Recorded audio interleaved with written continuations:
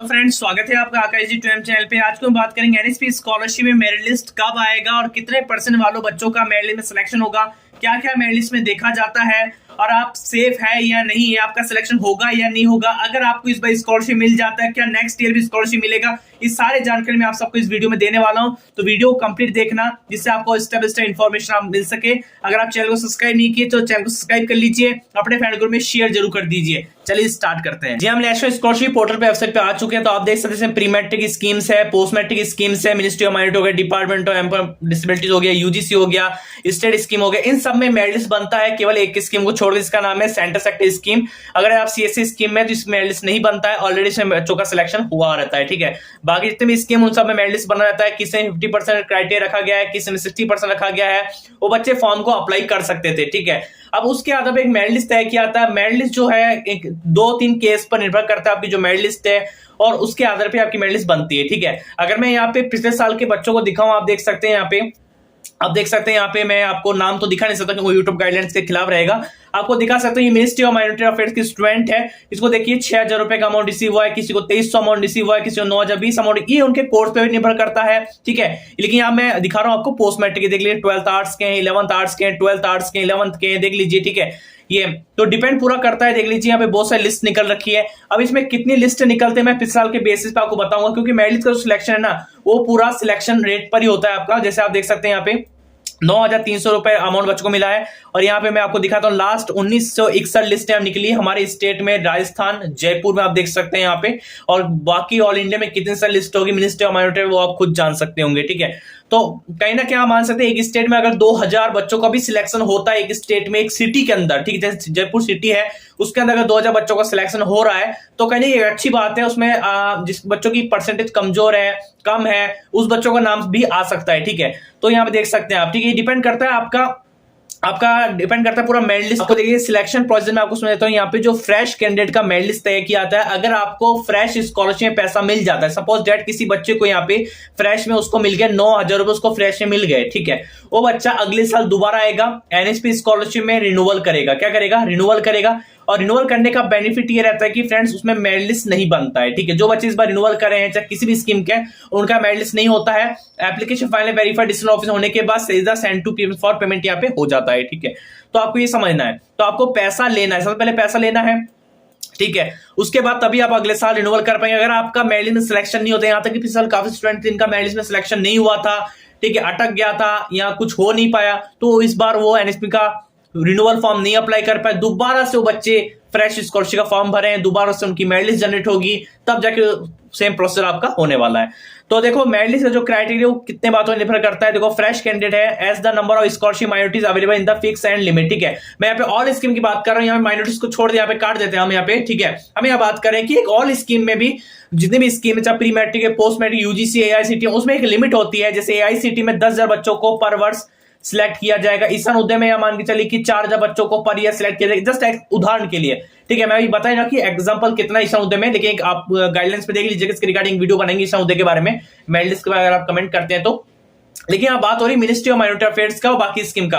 भाई एक seat limit होता है कि जैसे हमें इस सिटी के अंदर यहाँ पे 2,000 बच्चों का सिलेक्शन करना है, हमें इस राज्य के अंदर 8,000 बच्चों का सिलेक्शन करना है। ठीक है, एक लिमिट होता है, उस लिमिट के अंदर ही बच्चों का सिलेक्ट किया जाता है और उसके हिसाब से एक फंड जारी किया जाता है। अब वो फंड कितनी भी हो सकते हैं। अगर पिछले साल की आप बात करो तो पिछले साल ministry of minority post matric में 4 फंड रिलीज हुए थे। जी हाँ, 4 फंड रिलीज हुए, उसकी मैं डेट भी आपको बताऊंगा, वेबसाइट में खोल के भी प्रूफ के साथ बताऊंगा।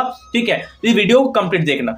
अब यहाँ देखिए कि अब लिखा है inter se selection weightage is so given to poverty rather than marks. ठीक है, the applicant is required to submit an income certificate as para 11। ठीक है, आपका यहाँ पे जो मेरिट लिस्ट देखा जाएगा, आपका इनकम देखा जाएगा, आपकी परसेंटेज देखी जाएगी। ठीक है, ये कुछ चीजें हैं जो देखा जाएगा। अगर ये दोनों चीज सेम हो, जैसे किसी कोई पर्सन, जैसे ए पर्सन है, इसकी मेरिट लिस्ट में 90 नंबर आ चुका और इसका इनकम भी 1 लाख है, और बी पर्सेंट है सेम 90% है, 1 लाख की इनकम है, तो यहां बोला गया अगर दोनों का परसेंटेज सेम हुआ है, अगर सीट एक जने को देना है, ठीक है, सीट केवल एक खाली है, तो हम प्रेफर किसको करेंगे? आप प्रेफर करेंगे हम जिसका डेट ऑफ बर्थ क्राइटेरिया देख सकते हैं, merit shall be generate from date of birth, उसके आधार पर डेट ऑफ बर्थ होगा। ठीक है, ठीक है, देख लिया, डेट ऑफ बर्थ होगा, date of criteria of applicant senior is prefer, ठीक है, डेट ऑफ बर्थ के हिसाब से जो बच्चा सीनियर होगा उसको हम सबसे पहले प्रेफर करेंगे, उसको कंसिडर हम करने वाले हैं, ठीक है। सपोज दैट ये मेरे एक एग्जांपल बताया, अगर एक सीट बची रहेगी, अगर दोनों बच्चों के 90% है, इनकम भी सेम है, तो डेट ऑफ बर्थ के आधार पर सिलेक्शन किया जाएगा, उसके आधार पर सीनियर को प्रेफर किया जाएगा, ठीक है। ये ऑल स्कीम है, ये इसकी स्कीम नहीं, मेरी स्कीम की बात नहीं कर रही, ऑल स्कीम की बात हो रही है, ठीक है। यहाँ पे अब मैं यह बात करता हूं, जैसे किसी स्कीम अगर मान के चलो किसी बच्चों को 50% पे फॉर्म अप्लाई करने का मौका दिया एनएसपी ने, भाई 50% वाले आप एनएसपी में फॉर्म अप्लाई कर सकते हैं, इसका मतलब ये कतई नहीं होता, कई बच्चे गलत समझते हैं कि इसका मतलब ये समझते हैं कि 50% हमारे हैं, हमने अप्लाई कर दिया और बेफिक्र हम बैठ गए और हमारा नाम आ जाएगा, और लास्ट में उनको पता लगता है कि हमारा नाम ही नहीं आया, अब स्कॉलरशिप कैसे मिले, उनको होश ही नहीं आता है, ठीक है। इसलिए मैं आप सबको कहता हूं कि आपको पल पल अपडेट रहना चाहिए, क्योंकि आपको सरकार पैसा दे रही है, तो आपको थोड़ी सी मेहनत तो आपको करनी पड़ेगी, आपको इन्फॉर्मेशन लेना पड़ेगा। इन्फॉर्मेशन लेने के लिए हम यूट्यूबर्स हैं, आपको इन्फॉर्मेशन देते रहेंगे, लेकिन चैनल को सब्सक्राइब कीजिए, चैनल को सब्सक्राइब जरूर करो, ठीक है। तो ये समझ लिया कि 50% वालों को स्कॉलरशिप नहीं मिलेगा, 50% वाले तो अप्लाई होंगे। अब 50% से ऊपर वाले जितने बंदे हैं, किसी का 60 हो गया, किसी का 70 हो गया, किसी का 80 हो गया, किसी का 90 हो गया, ठीक है, इन बच्चों का फिल्टर किया जाएगा। इन बच्चों का फिल्टर मैंने आपको बता दिया, इनकम के आधार पर, डेट ऑफ बर्थ के आधार पर और उनकी मेरिट परसेंटेज के आधार पर फिल्टर किया जाएगा, ठीक है। अगर किसी बच्चे का सपोज 60% में नाम आ रहा है, ठीक है, किसी बच्चे के यहाँ पे 70% में नाम आ रहा है, किसी बच्चे का 90% में नाम आ रहा है, ये डिपेंड पूरा करता है आपकी स्टेट वाइज, आपके सिटी वाइज कितना फंड जारी हुआ है, ठीक है। किसी सिटी वाइज मान के 1 करोड़ का फंड जारी किया है और बोला गया है कि भाई इसमें से 2000 बच्चों का सिलेक्शन करना है, और आपके सिटी में ऐसे ऐसे बच्चे हैं जिनके 12% में 90 ऐसे परसेंट उनकी बना रखी है, तो आप समझ लीजिए कि आपका नाम कहां से आने वाला है, ठीक है, ये समझ लेना। तो पूरा डिपेंड करता है आपके सिटी वाइज, ऐसा बिल्कुल मत समझिए किसी स्टेट में 60% बच्चों का सिलेक्शन हो गया या 55% में सिलेक्शन होगा, यहां तक आप सोचने लगे कि हमारे स्टेट में 55% का सिलेक्शन होने लगेगा, तो ऐसा बिल्कुल भी नहीं, पूरा डिपेंड करता है आपके फंड वाइज, आपके सिटी वाइज, आपके सिलेक्शन। तो हम फ्रेंड्स बात करते हैं कि फाइनली कितने परसेंटेज वालों बच्चों का सिलेक्शन होगा, एक रफ आइडिया हम जानेंगे, क्योंकि मैंने आपको बता दिया मेरिट लिस्ट जो है किस बेस पर डिपेंड करता है, state wise, fund wise depend करता है, ठीक है। मैंने आपको बता दिया एक अनुमान मोटा आंकड़ा क्या मान के चलते हैं, आप प्लीज कमेंट बॉक्स में कमेंट कीजिएगा। मैं बता रहा हूं कि अगर आपकी क्लास 12th में, ठीक है, कम से कम आपकी जो परसेंटेज है, ठीक है, अगर आपने हाई फाई स्कीम अप्लाई की जिसमें आपको अधिक से अधिक अमाउंट मिलेगा, ठीक है, उसमें लिस्ट भी कम जारी होती है, तो उसमें आपको हाई परसेंटेज चाहिए होता है। एक मैं नॉर्मली की बात करता हूँ, जिसमें अमाउंट 9000 मिलेगा, किसी में 7000 मिलेगा, किसी में 12000 तक, किसी में 20000 तक। अगर ऐसे में बात करता हूं तो कहीं ना कहीं इसमें लिस्ट ज्यादा निकलती है और फंड भी रहता है ठीक ठाक। तो अगर मैं बात करूं तो कम से कम आपकी 12th में 70% मिनिमम आपकी होनी चाहिए। ये मत समझिए 70% में हो जाएगा, 70% अगर है तो एक अपने आप को रख सकते कि हाँ मेरी 70% है, कहीं ना कहीं मेरा अगर लिस्ट जारी होती 4 5 7 8 जारी होते हैं, उसमें मेरा नाम यहाँ पे आ सकता है, देखने को मिल सकता है। बाकी आपकी स्टेट वाइज डिपेंड करता है, आपकी स्टेट में कितने सारे स्टूडेंट है जिनकी 70% है, आपने कहीं कोरोना में प्रमोट तो नहीं हो गए, ठीक है, ये पूरा आपका डिपेंड करता है, ठीक है। फ्रेंड्स अब बात करते हैं आपकी मेरिट लिस्ट कब आएगी, यहाँ पे सेशन 2022-23 के लिए कब देखने को मिल जाएगा। तो आपका एक मान चलिए इसमें जो लिस्ट आती है, बहुत सारी लिस्ट जारी करती है एनएसपी के द्वारा, तो ये मान चलिए आपकी जो पहली लिस्ट है संभावित ये है कि मार्च में आपका यहाँ पे मेरिट लिस्ट देखने को मिल जाएगी आपका, ठीक है। ऐसा नहीं कि मार्च में काफी सारे बच्चों का सिलेक्शन होने स्टार्ट हो जाएगा, लेकिन ये है कि कुछ बच्चों का सिलेक्शन मार्च में होने स्टार्ट हो जाएगा, और जिन बच्चों का सिलेक्शन मार्च में होने स्टार्ट हो जाएगा उन बच्चों का पेमेंट जो है मार्च के महीने में ही लास्ट तक उनका अकाउंट में पैसा क्रेडिट कर दिया जाएगा।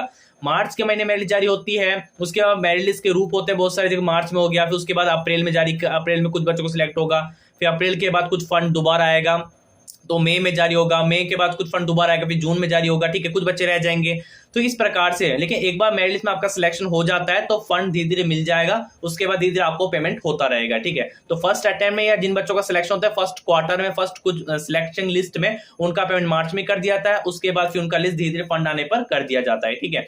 अब मैं बात करता हूँ यहाँ पे कुछ आपको गलती नहीं करना है बैंक अकाउंट्स में, मैंने आपको पहले ही आगाह किया था, लेकिन कुछ बच्चे हैं जो अभी भी गलती कर रहे हैं, लेकिन उनका जिम्मेदार वो खुद होने वाले हैं। देखिए यहाँ पे साफ साफ लिखा गया एनएसपी गाइडलाइन में, what shell I do for successful payment of scholarship in my bank account. यहाँ पे क्वेश्चन पूछा गया, यहाँ पे आंसर दे रखा है, you are advise to keep your bank account active to receiver the scholarship amount till the distribution of scholarship, ठीक है। इसमें लिखा हुआ है confirm from your bank that your account is not dormant close and also be sure that your account is free from transaction limit, कोई transaction limit रखा गया हो, ठीक है, limit any other condition till the distribution, ठीक है। तो अगर ऐसे कुछ अगर लिमिट है आपके तो आपको हटा देना चाहिए और आपको कुछ ट्रांजेक्शन कर लेना चाहिए, और आपको बैंक अकाउंट का एक्टिव रखना चाहिए, केवाईसी वगैरह कंप्लीट रखना चाहिए। अगर कहीं किसी तौर अगर पैसा जो आपका रिटर्न हो जाता है, फेल हो जाता है, उसके जिम्मेदार आप होने वाले, में साफ साफ इस चीज को लिखा गया है। ठीक है, एक बार पता है, एक बार सरकारी का पैसा एक बार दोबारा रिफंड दोबारा चला जाता है, रिफेल हो जाता है, दोबारा पैसा मिलना बहुत मुश्किल हो जाता है फ्रेंड्स। ठीक है, तो आपको ये गलती पहले से नहीं करना है। अगर आपका डीबीटी लिंक है, अकाउंट लिंक है, इसके रिगार्डिंग पहले वीडियो बना रखा है, डिस्क्रिप्शन में मिल जाएगी, आपको आई बटन मिल जाएगा और हमारे चैनल पे मिल जाएगी। चैनल को सब्सक्राइब कीजिएगा, बेल नोटिफिकेशन ऑन कीजिए, पल पल की अपडेट्स